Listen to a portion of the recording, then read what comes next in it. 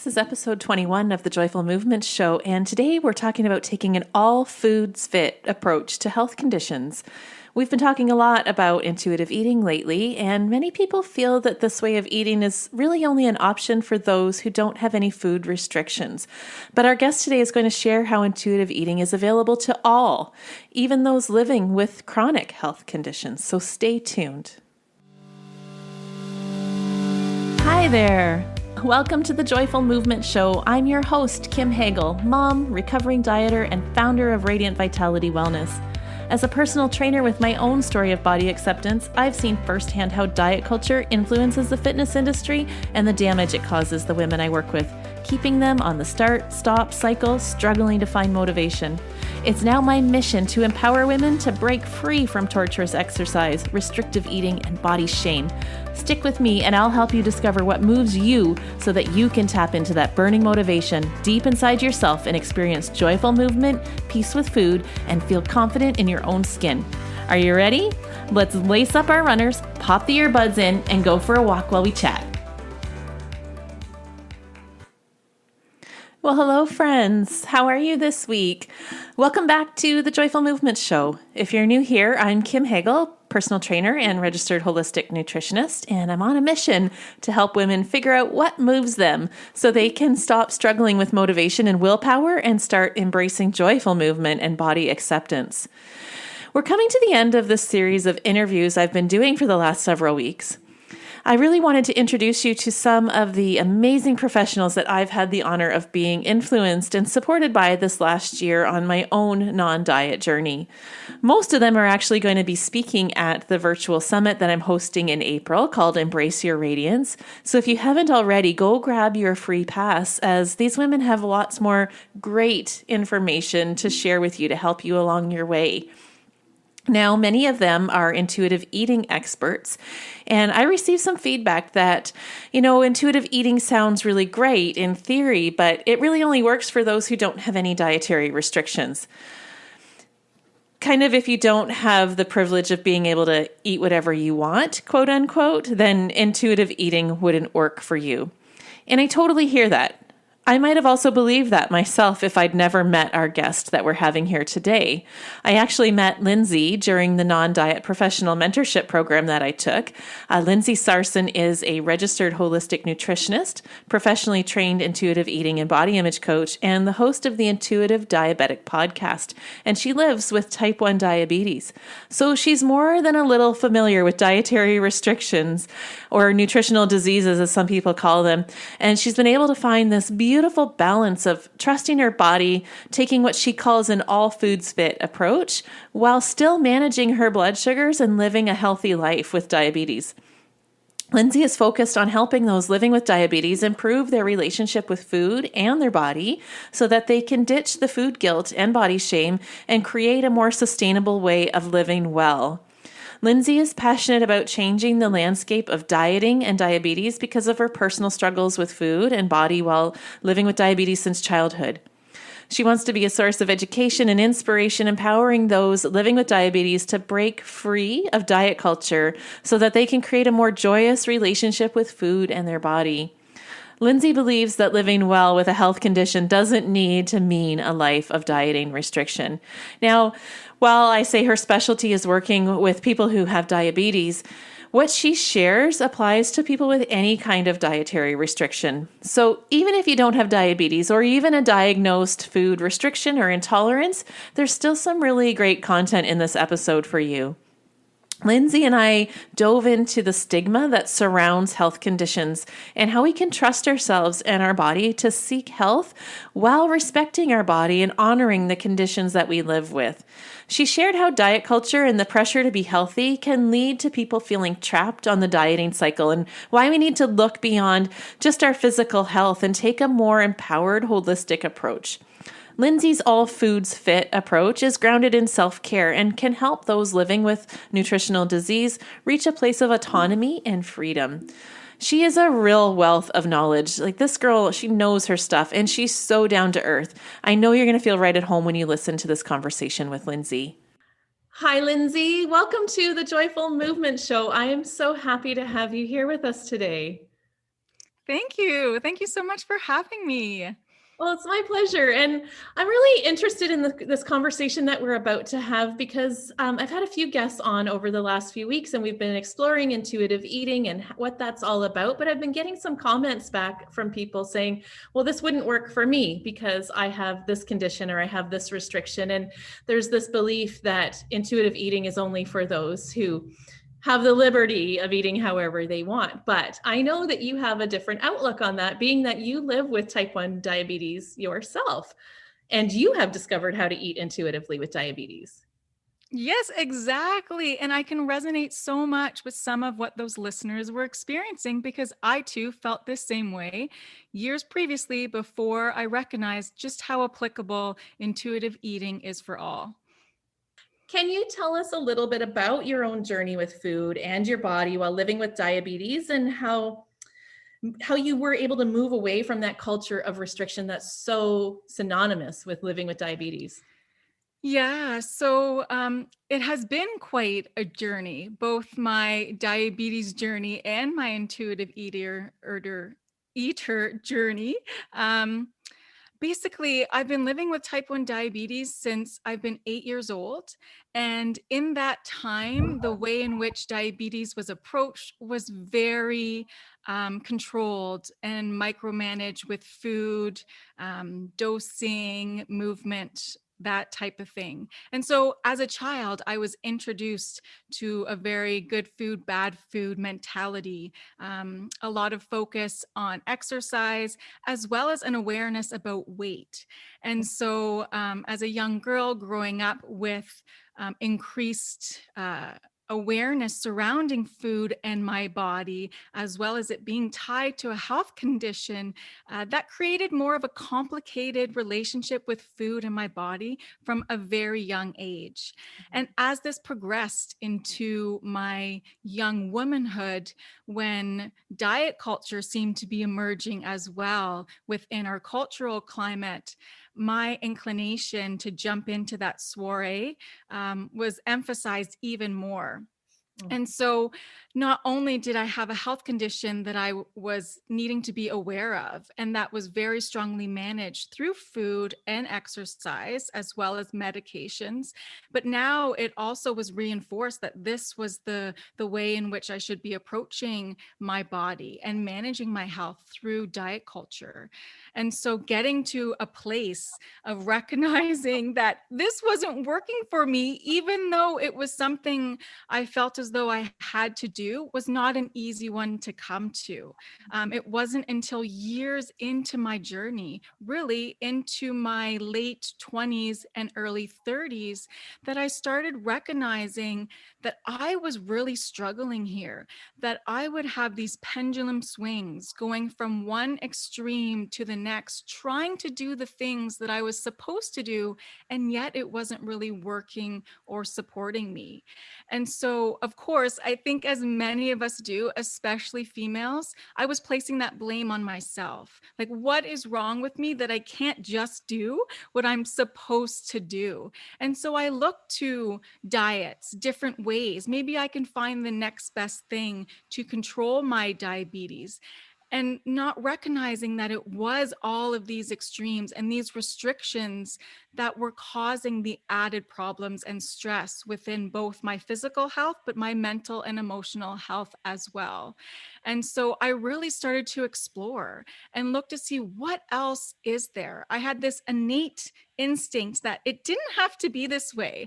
I felt as though, although these messages of needing to remove foods and really control myself around food was what I was taught right from the beginning in diabetes culture, that there was something off with that. Humanly, that just didn't work. And so I started exploring what else was out there. And I actually turned to emotional eating at first, before I found intuitive eating. And the interesting thing is, the emotional eating aspect is so common for those of us who are restrictors. And as someone that was taught to restrict since a very young age and manipulate food, I considered myself to have an emotional eating problem. When I started to learn more about intuitive eating, I recognized that although this lifestyle was really promoted for the general population, that I could easily dive into all of these principles. These could work for me. Innately, we all were born intuitive eaters. Just somewhere along the line, like in my case, diabetes started to get in the way of that. Diet culture infiltrated into that as well. And I lost touch with how I could stay attuned to myself to really support my health. And so that's how it all began and really started this journey for me of wanting to support others to find a way that they can really pursue authentic health without it having to feel like a struggle. Yeah. You brought up so many interesting points there. There's several I want to loop back around to. Firstly, you talked a lot about diet culture, and we're going to explore that a lot here. But I also observe like wellness culture as like the thing that's really prevalent these days, and that being healthy is, well, of course, we all want to be healthy, but that's really seen as the gold standard. And I'm observing, I don't know if you are noticing the same thing, but like a real stigma around health conditions, right? That if you live with a chronic health condition, that's like already a mark against you. So then you really feel the pressure to live well with your health condition and look like you're being, in your case, a good diabetic, or, doing it right, even though you have this issue.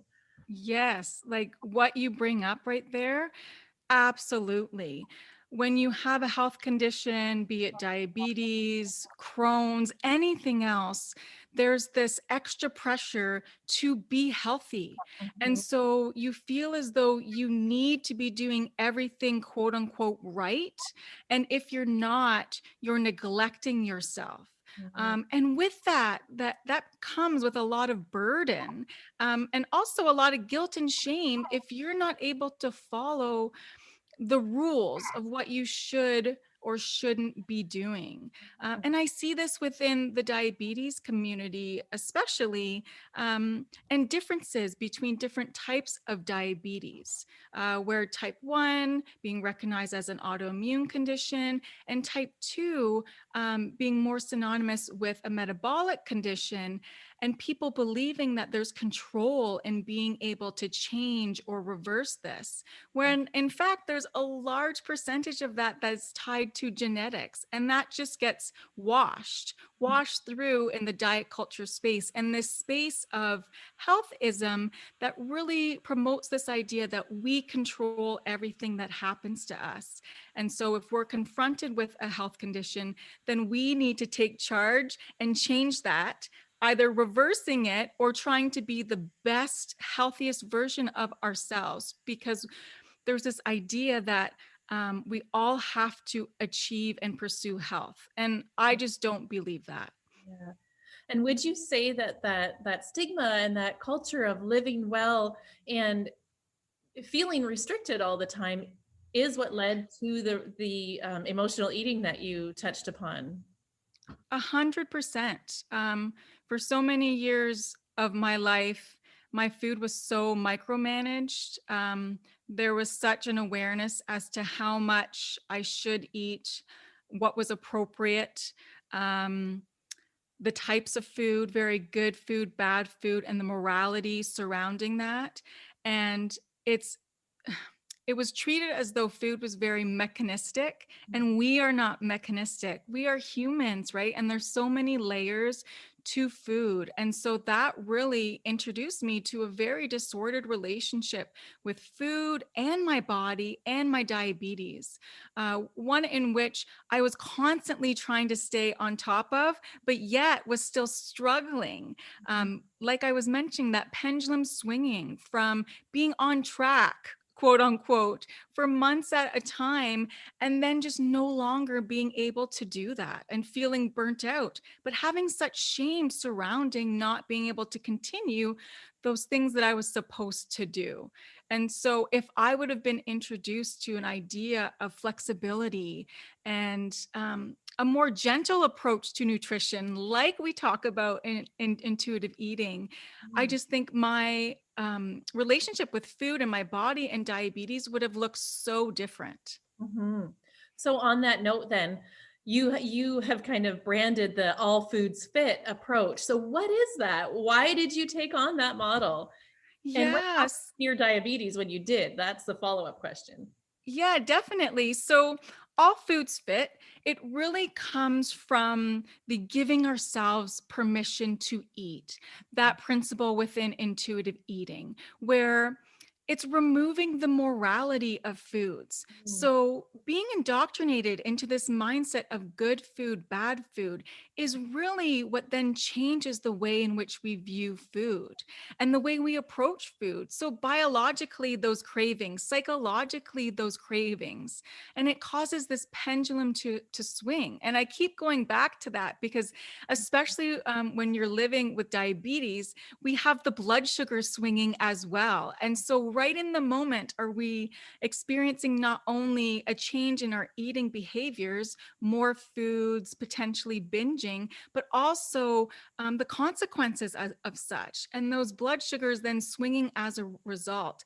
And so now we have this double guilt of, oh, I've eaten something that I shouldn't, and now look at what my body is doing, right? And so much of that is tied into the morality of the shoulds, and that good or that good diabetic, bad diabetic thing that you mentioned at the start. So many of us live with that because there's this idea of what we should or shouldn't be doing. And so, with an all foods fit approach, I really look at foods in that way, that all foods can fit. And by creating an emotionally neutral relationship with food, we are then able to tune into how foods make us feel, as well as whether or not we actually enjoy them. So right. then we can decide, do I want to incorporate this more frequently? Or is this something that's nice to have as an option once in a while? There's flexibility. Yeah, that's a really, really important point. Like asking yourself, do I even want this? Right? When you're free to have what you want, then there's choice, right? There's power of choice. Where when you're restricted, the food then has all the power, and it's all that you can think about, and Exactly. emotional eating And takes over. if I go back to the question about how my diabetes changed as a result, it changed immensely. Mm, And not just from, well, definitely a physical standpoint where my blood sugars were so much more easily controllable. Not as though diabetes is easy. I don't want to put that out there. It definitely takes a lot of time and understanding about food and your body. But the fact that I made a decision to stop demonizing foods, then change my relationship with the foods, which then allowed me to approach food in a different way. So I wasn't eating from extremes. And I could then practice my diabetes skills. For me, I'm on insulin, and so I can use dosing skills to help support the foods that I eat. But also for those that aren't, there's still food combining. There's many ways that you can approach food, so then you're looking at it from more of a whole picture thing. Foods have a physical place, yes, but they also have such an important emotional role as well. And we can't deny that. And by having an all foods fit approach, you really are allowing yourself to tune into your body without all the diet culture BS. yeah, and would you say, like diabetes aside, for the majority of health conditions, like unless you have anaphylaxis, like I have a son who, well, has actually recovered from an anaphylactic peanut allergy. Like he could have zero peanuts, and like that's a Mm, restriction that we had to definitely follow. But apart from that, I really like how you touched on you can just tune into your body and see how the food makes you feel, and then you get to decide if zero is the right amount of that food, or a little bit's okay, or what amount makes you feel your best. exactly. And the way in which you decide to approach that will change day to day on which the needs that that food serves Mhm. is being used, right? So if somebody has a lactose intolerance but loves ice cream but puts it off limits and then is finding themselves like craving ice cream all the time, perhaps they can approach it in a different way, where they're going to start to integrate ice cream and see how it feels. What amounts feel good? Is there a time that it works for them? And how does that then support the way way in which they approach food in the rest of their week? Are they making choices that are feeling good, as well as nourishing their body? It's a combination of those two things. Yeah, I love it. And what I'm hearing you say is there's a lot more to consider when we live with a health condition than just our physical health. Why is it so important then to move beyond the numbers, our weight, our blood sugars, and incorporate the other parts of us and the Yeah. overall picture of health? We have such a focus in our culture on the physical health. And so, weight, the aesthetics of looking healthy, and I tie in there blood sugars and all of those things too. Um, and yet, when we're so focused on those things, really we can be negating other aspects of health that are equally, if not more, important. And so, our emotional health, our mental health, our spiritual health, that innate feeling that we have of what we want to be doing to support our health. If we are focused on a number, we are going to be dismissing those other aspects of health. And I often say, diabetes specific wise, that we need to be focusing on the emotional side of things. And a key component of that is the relationship we have with food. And so, building a healthy relationship with food is the strongest diabetes management tool that really we have. And that's because a healthy relationship with food incorporates not just the physical foods that we're eating, but how we feel about those foods, how those foods make us feel, and how we engage in the rest of our day and the week ahead. It's such a more empowering approach, right? Rather than something just being off limits. I can never, ever have that. And then that's all you can ever think about. You're bringing And the I think power it's back to your. exactly like it's so important to remember that there's so many individual nuances to our own health. And there's no one right way to approach health. And my diabetes or someone's health condition could be very different than the next person beside them. And so, if we are able to tune in and really trust in the signals that our body is giving us, then we are going to be more easily able to support ourselves and do so sustainably. There's something to be said about being able to go on a plan and your numbers work out or you drop weight. But when you reflect on how does this really make me feel? Can I see myself doing this for the long term? And how does this impact my relationship with food and my body and how I'm approaching my health, right? And how eating this way can be such a powerful form of self-care, right? We think that we have to eat right and move the right way to care for ourselves, but actually by removing the rules and removing the restriction and taking your power back can be the best way to engage in self-care. Would you agree? Yeah, it's amazing how when something is forced upon us, instinctively, there's always that rebel within in us that is like, you know what? No, like this just is not going to work for me. And so when we feel as though we can take control of our own lives, that we can take our own attunement and trust in that and really empower ourselves to support our health without the fear of judgment of the external, without those right or wrongs coming in and disrupting that attunement, that's when we're really able to connect with ourselves and make choices that are supportive of our health, that are health promoting. Like there's this idea that if you're allowed to eat all foods, you're just going to be eating all of the quote unquote play foods, right? Where that may be the case at the start if you've been restricting for a long time.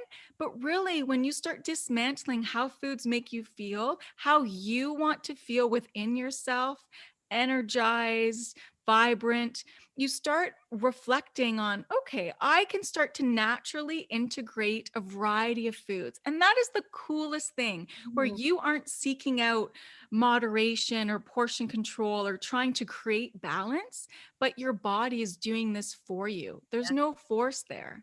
Yeah, it sounds very freeing. And on that note, you actually have a free resource to share with our audience. Can you tell us? Yeah, I sure do. So I've created a food freedom guide, and really it is a take on the 10 principles of intuitive eating, but it's using a diabetes lens. So again, it's illustrating to us how, although these are principles, they are not rules. There's flexibility in there. We create the nuances that are going to work for us so that we can get curious about why we are doing certain things, so that then we can empower ourselves and create this sense of authentic health. And so I have that on my website, lindsaysarson.com, if anyone wants to access that. And I'll post the link as well. So if you didn't write that down, I'll put that out for you too. Really thankful for that. Lindsay, I want to thank you so much for coming on today and sharing your expertise. You are just such a wealth of knowledge. I really, really appreciate you. Can you provide our listeners with just where they can find you if they want to take the next step and dive into your world? Yeah, for sure. Well, thank you so much, Kim, for having me be a part of this. Honestly, it's such an honor.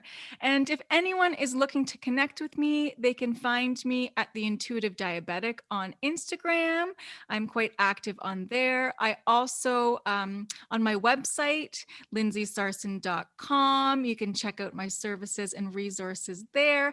And I have a podcast, The Intuitive Diabetic Podcast, where really we are focused on creating a healthy relationship with food and our body and thriving in our skin. Amazing. You are doing great work in the world, lady. Thank you Thank for you. being here today. Really appreciate you. Thank you. Well, what did you think? When I hear Lindsay talk, I just feel so empowered. Her all foods fit approach just makes so much sense and sure seems a lot more fun than a life of restriction. If you do live with a food intolerance or nutritional disease of any kind, I highly recommend following her. She shares amazing content on her social channels. Next week, we'll have one more guest interview before I go back to flying solo here on the Joyful Movement Show for a bit. We'll be joined next week by my mentor, Stephanie Dodier, the woman who inspired me to do this non-diet work. So I really hope you'll tune in for that one. She's going to tell us all about the good girl syndrome and really how dieting is a feminist issue. It's going to be a good one. In the meantime, thank you so much for being here. If this episode resonated with you, please share it with a friend, or you can leave me a review on iTunes. It really does help our podcast get heard by the women who need it. So until next week, my friends, be well, and here's to your radiant vitality. Hey, before you go, I just want to tell you how grateful I am for you. It means the world to me that you're part of our Radiant Vitality community. I've got a free gift for you. Head on over to my website and download The Motivation Secret, the simple mindset shift that will get you off the start-stop cycle for good. The link is in the show notes. And hey, if you enjoy this podcast, the greatest gift you could give me is to leave a review or share this episode with a friend. Your shares and reviews help move our show up the rankings on the podcast directories so that it can be seen by more women just like you who are ready for something different with fitness. Bye for now, friend.